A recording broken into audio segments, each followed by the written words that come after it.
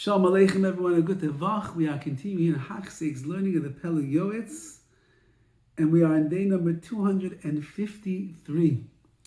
And we are in the final part over here of Harsha, the power of attorney.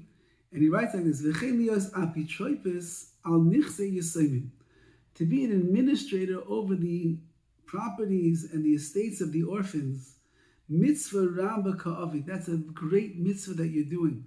When you do that, you're going in the ways of Hashem. Shu Avi Yesomim, HaKadosh Baruch Hu is the father of the orphans. And if you take care of the Yesomim, you are just like the Rabbi Shalom. And you have nothing to worry about if you have to go out and fight for their rights.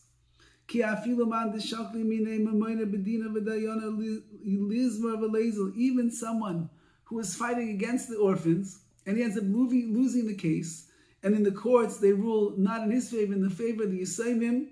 So he himself, when he loses, he should go singing along his way, because Baruch Hashem, Shenitzel Mishod Aniyim Mi'ankas Yesomim, he was saved from terrible retribution that could come his way if you plunder the poor and you oppress the orphans.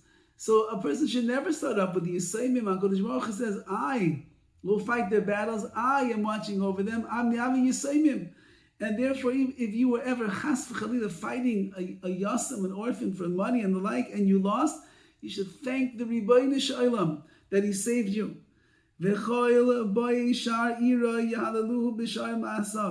All those that come to the gates of the city will praise his deeds in the streets, because he was doing benefit for the Yesomim.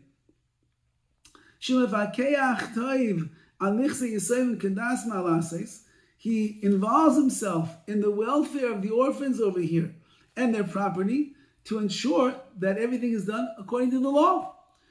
This mitzvah is upon the heads and the leaders of the city. They should oversee the estates of the orphans very carefully, to make sure that the care and their principal source of money and their inheritance should not be depleted, chas v'shalom. And he says, even to the extent that you urge the mother, b'noyim siach, with pleasant words,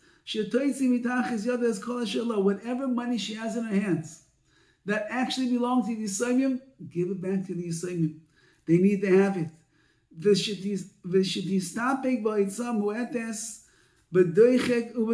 even if that means, mommy, you must live your life with hardships and not so much money, just a little bit, so that when the Yesomim, your children, grow up, they will have all the money that they need to be able to survive and to be able to have savings. Whatever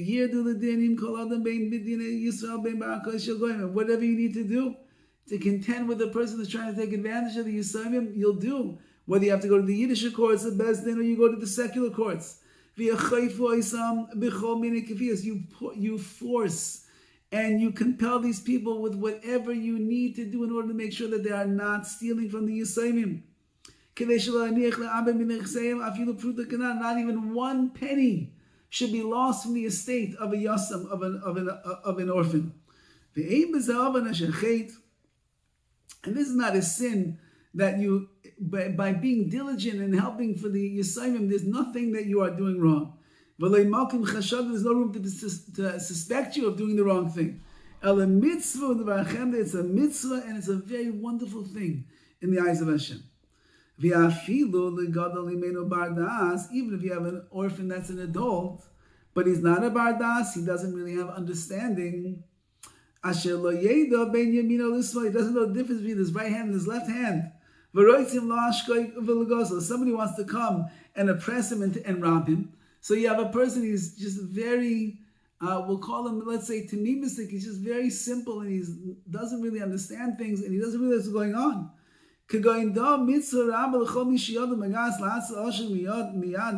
Certainly, anyone that's being taken advantage of, you have an obligation to go and try to save them and help them.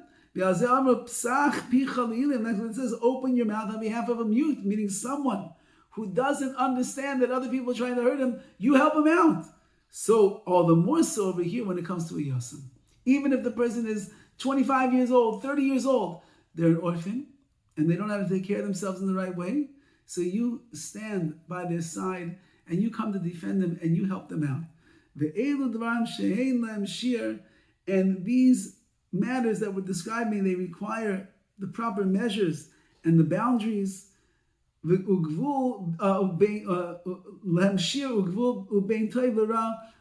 for the good or for the bad, which means you have to be careful, just take care of the Yesomim in the right way. One must not add or subtract based on his own ideas. He has to know what is right and what is wrong and how to do things in the proper way. So Be'ez Hashem, if a person has a chance to help the Yesomim, as the Pele Yoetz says, keep in mind, you're like the Rabbi Shalom. And in that way, you'll have a great schusim waiting for you in Shemayim. And there'll be a great chesed that you do. And the Yesomim will be grateful. And the people will see how you defend them and you stand up for them and take care of them. And that itself will increase Kiddush Hashem in the world and not Chalila to make the Chila Hashem that we spoke about the other day. All the best. We'll see you in Yetz Hashem tomorrow.